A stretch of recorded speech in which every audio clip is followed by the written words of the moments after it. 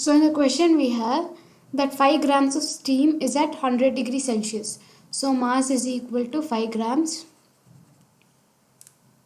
and temperature is equal to 100 degrees Celsius. These are the values for steam. Now the steam is passed into a calorimeter which is containing liquid. The temperature of the liquid raises from T1 is equal to 32 degrees Celsius to T2 is equal to 40 degrees Celsius. These are the values for liquid. We need to find the thermal capacity. We need to find the water equivalent, that is W, of the liquid. We know W is equal to Ms. First, steam which is at 100 degrees Celsius. This is steam. It's at 100 degrees Celsius.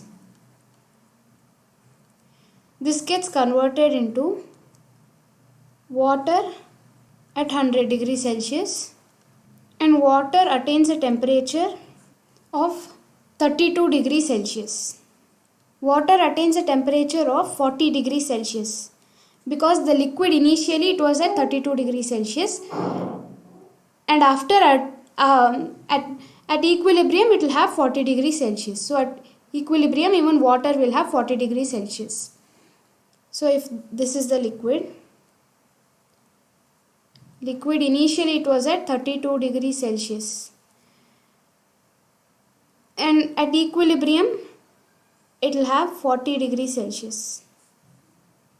This is the liquid which is at 40 degrees Celsius. So from here to here there is a change in state. So we should apply the formula M into L.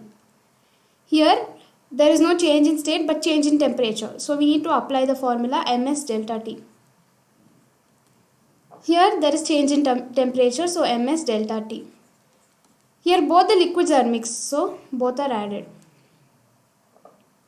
Both the liquids means the liquid in the calorimeter and the water.